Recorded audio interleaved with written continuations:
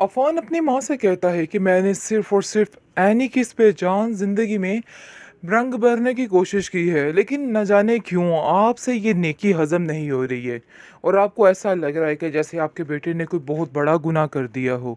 आप ऐसा क्यों सोच रही हैं मेरे बारे में? खुदारा अपने ज़हन को बदलिए और अपने दिमाग को दुरुस्त कीजिए। मैंने जो कुछ किया बहुत ही अच्छा किया है, काश आपको इस चीज़ का अंदाज़ा हो जाए। लेकिन मुझे नहीं लगता कि आप इस चीज़ के बारे में सोच रही हैं। मुझे ऐसा लग रहा है कि दिन ब दिन आप मेरे उसी तरह खिलाफ हो रही हैं जिस तरह आप अपनी दोनों बहुओं के खिलाफ हैं। तो प्लीज़ ऐसा मत कीजिए। लोगों के कहने पे ये रवैया रखना बिल्कुल गलत है। कभी अपने दिमाग से, अपने ज़हन से भी बात सोचा करें।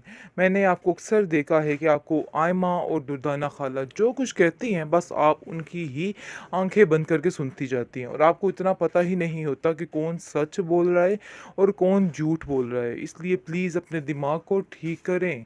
आगे से वो कहती है कि तुम आज इतने बड़े हो चुके हो कि तुम मुझे इस तरह की नसीहतें कर रहे हो कि मैं क्या गलत कर रही हूँ और क्या नहीं। और एनी ने तुम्हारा आता ही इस तरह से दिमाग भर दिया है कि तुम्हें समझ ही नहीं आ पा रही कि हकीकत क्या है और तुम अपनी माँ को ही कसूरवार हर चीज़ में ठहरा रहे हो। आखिर ऐसा कैसे कर सकते हो तुम मेरे साथ? मैं देख लेना कि आप लोगों का अब क्या हश्र करूँगी। आगे से वो कहता है कि पता नहीं क्यों आपने किस किस्म की जंग हमारे साथ लगा के रखी है। आयमा की खातिर आप ये सब कुछ कर रही हैं और आयमा भी आपकी सगी नहीं है। आपको इस चीज़ का भी अंदाज़ा नहीं है। जब आपको अंदाज़ा होगा तो फिर आपको ये बात मालूम हो आ जाएगी। रही है दुर्दाना और आयमा को और कहती है कि बिल्कुल भी परेशान मत होना, क्योंकि मैं इन सब चीज़ों में तुम्हारे साथ हूँ। अपने आप को कभी भी अकेला मत समझना। यानी कि काफ़ी ज़्यादा तसल्ली दी जा रही है, लेकिन ये तसल्ली बिल्कुल हज़म नहीं हो रही दुर्दाना को और वो काफ़ी उतावली सी हो रही है कि आखिर क्या होता है और क्या नहीं होता। दूसरी तरफ आप देखेंगे कि जो उसके माँ बाप हैं यानी कि वो काफ़ी ज़्यादा खुश हैं यानी को देख के और कहते हैं कि जब भी हम तुम्हें देखते हैं तो हमारे दिल को काफ़ी तसल्ली हो जाती है और काफ़ी सुकून हो जाता है कि हमारी बेटी अपने घर में काफ़ी खुश है। लेकिन वो ये बात नहीं बताती कि आए दिन कोई ना कोई नया तमाशा हो जाता है, कुछ ऐसा हो जाता है कि सारा सिस्टम ख़राब हो जाता है। वो उन चीज़ों को बताने की कोशिश कर रही है, लेकिन आप देखेंगे कि फ़ाखरा ने साफ साफ कह दिया अफ़ान से कि अफ़ान देखो, तुम्हारे पास वक्त बहुत कम है। बस मैं तुम्हें यही कहना चाहती हूँ कि अपने दिमाग को दुरुस्त करो और इस लड़की को फ़ौरन से फ़ौरन तलाक दो और इस घर से बाहर निकालो, क्योंकि ये लड़की मुझसे बर्दाश्त नहीं हो रही है। बहुत मुश्किल है इस जैसी लड़की को बर्दाश्त करना। जिसको सुनकर अफ़ान कहता है कि आप शायद भूल रही हैं कि वो लड़की मेरी बीवी है और मैंने अपनी मर्ज़ी के साथ उसको एक्सेप्ट किया है। आपको ये बातें अब समझनी होंगी और जाननी होंगी, क्योंकि ऐसा तो हरगिज़ नहीं हो सकता है। लेकिन फ़ाकरा भी अपनी बात पर अटक चुकी है और उसको कहती है कि मैंने तुमसे जो कहा है बस तुम्हें वैसा ही करना है। मैं तो कहती हूँ कि इन दोनों बहनों को एकदम से इस घर से बाहर निकालो, ताकि इनको इस बात की तसल्ली हो जाए कि इन लोगों ने जो कुछ किया है, हमारे घर पर डेरा जमाने की कोशिश की है, वो बिल्कुल भी दुरुस्त नहीं था। इनका ये फ़ैसला बहुत गलत था और इनको इस चीज़ पर पछतावा होना बहुत ज़रूरी है, वरना ये लोग हद से ज़्यादा बढ़ जाएंगे और न जाने आगे क्या क्या करेंगे, क्योंकि इन दोनों की स्कीम को मैं अच्छे तरीके से जानती हूँ। ये इमल भी कम नहीं है, इसने सारा कुछ अपने हाथ में करने की कोशिश जारी कर दी और शहरयार को बिल्कुल पागल बना दिया और वो ऐसा ही होता जा रहा है कि हर चीज़ आए दिन उसके नाम करता जा रहा है और ये जानबूझ के हमारे सामने ड्रामेबाजी करती जा रही है कि इसको किसी चीज़ का कुछ भी इल्म नहीं है। लेकिन आप देखेंगे कि इमल कहती है कि इन सब चीज़ों में मेरा कोई भी कसूर नहीं, इसलिए मुझे इन बातों में शामिल करने का कोई भी फ़ायदा आपको नहीं है।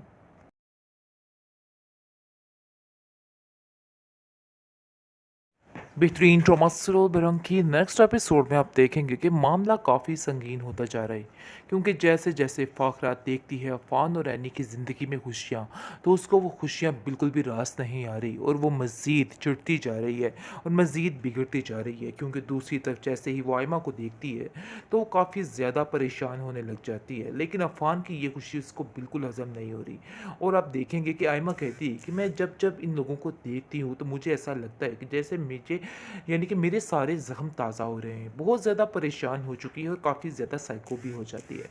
लेकिन आप देखेंगे कि दुर्दाना कहती है कि तुम्हें अब अपना ख्याल रखना होगा। देखो, ऐसे तो ज़िंदगी नहीं चलती और बहुत जल्द देख लेना तुम्हें एक खुशखबरी मिलने वाली है, यानी कि अफ़ान अपने मुँह से इस लड़की को छोड़ देगा और ये जगह सिर्फ़ और सिर्फ़ तुम्हारी ही होगी।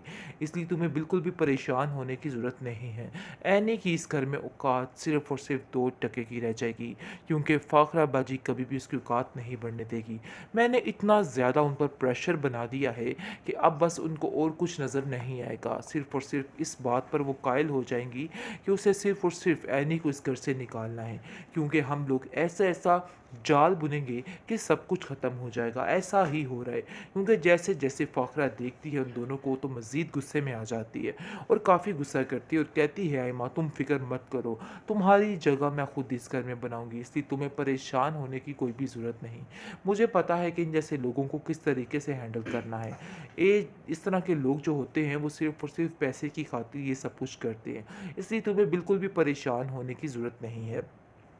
खैर वो काफ़ी ज़्यादा तसल्ली देती हुई नज़र आ रही है दुर्दाना और राइमा को, और कहती है कि बिल्कुल भी परेशान मत होना, क्योंकि मैं इन सब चीज़ों में तुम्हारे साथ हूँ। अपने आप को कभी भी अकेला मत समझना। यानी कि काफ़ी ज़्यादा तसल्ली दी जा रही है, लेकिन ये तसल्ली बिल्कुल हज़म नहीं हो रही दुर्दाना को, और वो काफ़ी उतावली सी हो रही है कि आखिर क्या होता है और क्या नहीं होता। दूसरी तरफ आप देखेंगे कि जो उसके माँ-बाप हैं यानी कि वो काफ़ी ज़्यादा खुश हैं यानी को देख के, और कहते हैं कि जब भी हम तुम्हें देखते हैं तो हमारे दिल को काफ़ी तसल्ली हो जाती है और काफ़ी सुकून हो जाता है कि हमारी बेटी अपने घर में काफ़ी खुश है। लेकिन वो ये बात नहीं बताती कि आए दिन कोई ना कोई नया तमाशा हो जाता है, कुछ ऐसा हो जाता है कि सारा सिस्टम ख़राब हो जाता है।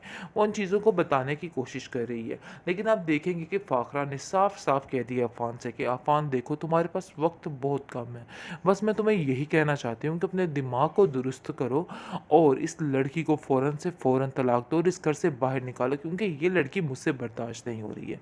बहुत मुश्किल है इस जैसी लड़की को बर्दाश्त करना। जिसको सुनकर अफ़ान कहता है कि आप शायद भूल रही हैं कि वो लड़की मेरी बीवी है और मैंने अपनी मर्ज़ी के साथ उसको एक्सेप्ट किया है। आपको ये बातें अब समझनी होंगी और जाननी होंगी, क्योंकि ऐसा तो हरगिज़ नहीं हो सकता है।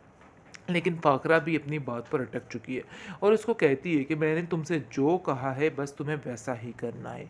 मैं तो कहती हूँ कि इन दोनों बहनों को एकदम से इस घर से बाहर निकालो, ताकि इनको इस बात की तसल्ली हो जाए कि इन लोगों ने जो कुछ किया है, हमारे घर पर डेरा जमाने की कोशिश की है, वो बिल्कुल भी दुरुस्त नहीं था। इनका ये फ़ैसला बहुत गलत था और इनको इस चीज़ पर पछतावा होना बहुत ज़रूरी है, वरना ये लोग हद से ज़्यादा बढ़ जाएँगे और न जाने आगे क्या-क्या करेंगे। क्योंकि इन दोनों की स्कीम को मैं अच्छे तरीके से जानती हूँ। ये इमल भी कम नहीं है, इसने सारा कुछ अपने हाथ में करने की कोशिश जारी कर दी और शहरयार को बिल्कुल पागल बना दिया, और वो ऐसा ही होता जा रहा है कि हर चीज़ आए दिन उसके नाम करता जा रहा है, और ये जानबूझ के हमारे सामने ड्रामेबाजी करती जा रही है कि इसको किसी चीज़ का कुछ भी इल्म नहीं है। लेकिन आप देखेंगे कि इमल कहती है कि इन सब चीज़ों में मेरा कोई भी कसूर नहीं, इसलिए मुझे इन बातों में शामिल करने का कोई भी फ़ायदा आपको नहीं